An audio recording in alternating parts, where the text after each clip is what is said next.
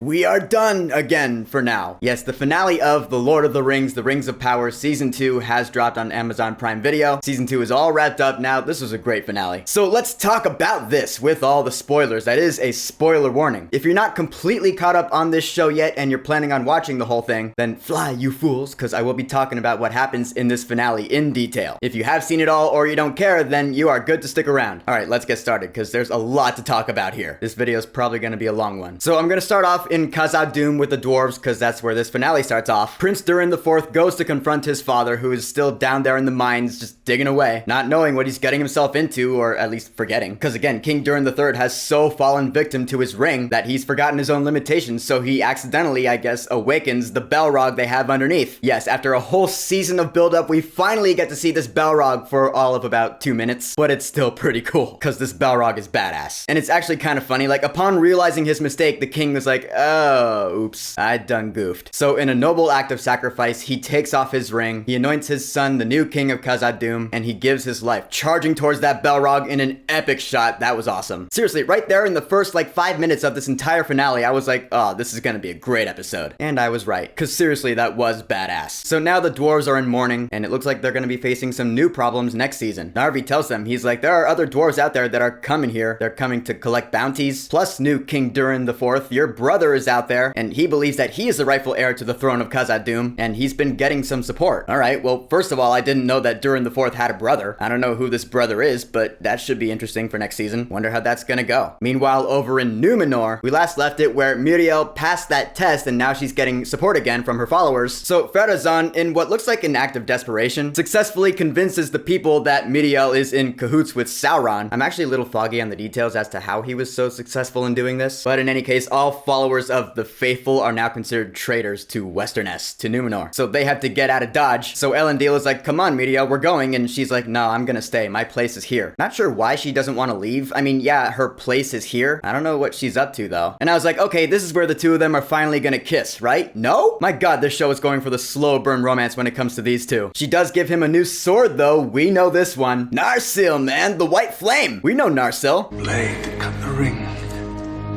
Sauron's hand.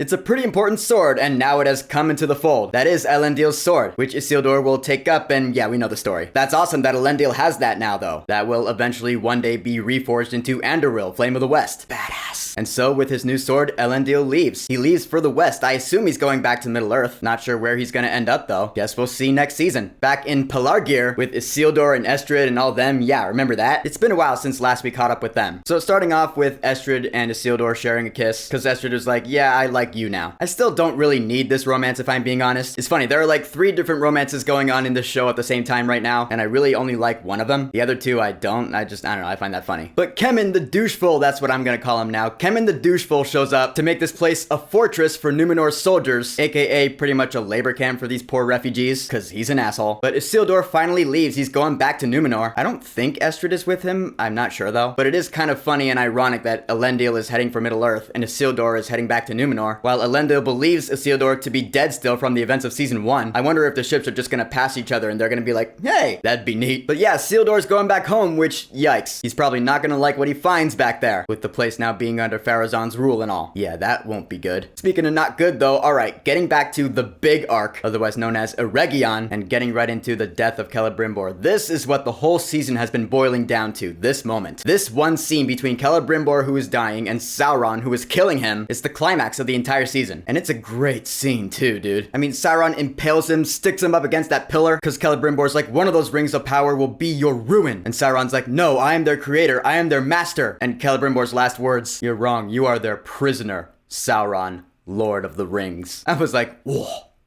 Yeah. Even Sauron squeaked a tear right there because he was like, man, that was some really good acting from one Charles Edwards. I'm gonna miss him, man, because he was like the highlight of the entire season. Like, his scenes with Charlie Vickers as Sauron, they're really what the whole season was all about. They were the main characters of this season, and they were fantastic. I'll miss their relationship, or rather, I'll miss watching it and how Sauron is just manipulating Celebrimbor like a puppet on strings. That was done really well, I thought. It deserves to be commended. And so Galadriel is brought to Adar, who we remember he has Nenya now. He took it off Elrond, and we see that it heals him of his orcness, so we see him as a plain elf. That was pretty cool. And then the orcs come, and what was that one orc's name? Glug? He's like, it's too late. Yeah, it turns out they've been turned by Sauron, and they kill Adar in the same kind of way that Adar had the orcs kill Sauron in the beginning of the season. Oh, the poetry. So yeah, Adar is dead now, killed by his own children. Sam Hazeldine also did a really good job as Adar this season. But we're moving on to bigger things now, because then Sauron shows up, and we have ourselves a fight between him and Galadriel. And it's a pretty awesome fight, too. The choreography was really cool. I mean, he's shape-shifting, first into close-shaven Halbrand, which looked kind of weird, then into Galadriel herself, and then into Celebrimbor, which is funny, because technically speaking, that is Charles Edward's last scene in the entire series. There's some sort of cruel irony to that, but at the end of the fight, Sauron stabs Galadriel with Morgoth's old crown. I was watching it like, ooh, that's gotta hurt. Of course, she's not dead, but man, that's a pretty bad wound, and Sauron gets the 9 rings of men out of that. But Galadriel does get out of there, and she is healed because she actually did get Nenya back from Adar, who gave it back to her. And so she's found by Arondir, Elrond, and Gil-galad, and Elrond is like, alright, we'll use the ring to heal her. So Galadriel is healed, but I was thinking about it, she was stabbed by a very evil object. So bad that her spirit was going to pass into the Shadow Realm. I bet this is how she gets her shadowy powers. You know what I'm talking about? Where she glows with this ominous light and she's like, you have no power here. Yeah, like that. She hasn't done that once yet in the show. I feel like this is now how she learns to do that. Because she has now quite literally been touched by the darkness. Which, not gonna lie, I think that's pretty cool. So I feel like next season will be her, I guess, learning how to use that power after discovering that she has it. It'll probably freak her out at first and we'll see how that goes down in season 3. Can't wait for that. And it's funny, like the war is still raging in Eregion and the dwarves finally show up. Dwarves! The way the High King said that, that was funny. But they show up, sent by their new king who's in mourning, and they really don't do much at all. Eregion still falls. Yes, this is the fall of Eregion. This is also what the whole season has been leading up to. I watched the interview with the showrunners afterwards, and they said, like, early on in development, they knew that season 2 was gonna end with the fall of Eregion. So cool, I commend them for sticking to that. The very jewel of elvendom, as it was described by Elrond, is now gone. And so now the elves have to pick up the pieces, they find themselves someplace new, and it's great. Like, this is the very last scene in the season, but I'm gonna talk about it now. They're in this new place, and pretty quickly I was like, this is Imladris, isn't it? Rivendell. Yeah, the showrunners came out and confirmed this. We are now in Rivendell. Always nice to be back in this homely house. The hidden valley of Imladris, Rivendell, I love it. Cause who doesn't love Rivendell? Seriously. It's one of the most iconic locations in Lord of the Rings. So it'll be really cool to see the place flourish moving on in the show. And we're getting ready to bring the fight to Sauron. My question is, if the war they're talking about is gonna be like that big climactic war, the one that ends in Sauron's defeat, that's still a few seasons away, right? So like, why are we talking about it now? Who knows though, they might be talking about a different war here. I don't know. But in either case,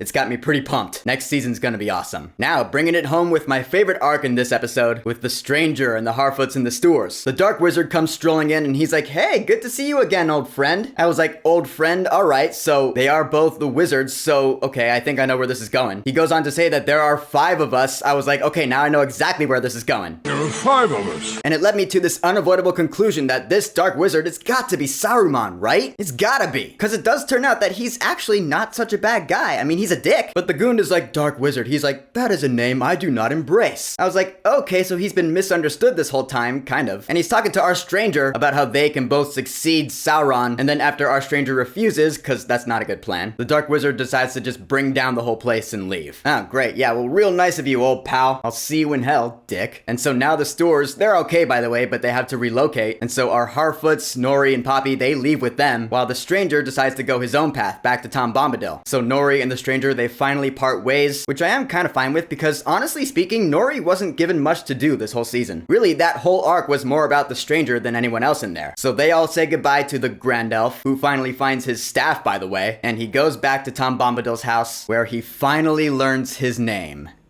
Gandalf. Yes, we have our Gandalf. Gandalf the Grey has finally entered into the fold. And alright, yeah, sure, it was obvious pretty much from the beginning that he would be Gandalf, but I choose to see it in the way that it's less about the destination here and more about earning the name Gandalf, you know? The journey getting there. Sure, we all knew he would be Gandalf, but is he really Gandalf? He has to earn it. Now he has earned it. Probably my favorite moment from this entire finale, because I just felt the weight and anticipation of 2 seasons leading up to that name reveal. That was so great. It paid off, at least to me. And so he sits down to sing with merry old Tom, and well, Thus ends The Lord of the Rings, The Rings of Power Season 2. Bravo! Now, my favorite quote from this finale has got to be from among Celebrimbor's dying words. For soon I shall go to the shores of the morning, borne hence by a wind that you can never follow. Again, just Charles Edwards stealing the spotlight as Celebrimbor. MVP, I'm telling ya. Just the diction and delivery of that line to me was so classic Lord of the Rings, and it could only be constructed by a master craftsman. You will be sorely missed, Celebrimbor. So, in conclusion, The Lord of the Rings, The Rings of Power Season 2, I did have a couple of problems with it. First and foremost, the pacing of the whole thing. All the different character arcs were not evenly balanced at all. Like, we had Isildur's arc in Pelargir, and then we went a few episodes without him having any screen time. That's why I said the finale is gonna have to cover a lot, but to my big surprise, it did a great job of doing that. The finale managed to wrap everything up damn near flawlessly with great pacing. Yeah, that really shocked me, I'm not gonna lie. Color me really impressed. So this season as a whole, I don't know if it's as good overall as season 1, at least to me, but it's still fantastic. In fact, I like that it's picking up momentum now in terms of like social media. People generally seem to think that this season was a big improvement from season 1, so that's really cool. Season 3 should be inevitable. They did confirm that they are still planning their 5-season arc, so news of season 3 should arrive sooner than later. But for now, The Lord of the Rings, The Rings of Power Season 2, Episode 8, Shadow and Flame, the finale. Have you watched it yet? What are your thoughts on it, and what are your thoughts on this season as a whole, and the show as a whole so far? And what are your theories and predictions for season 3? Whatever you think, go ahead and leave a comment. And of course, thank you for subscribing.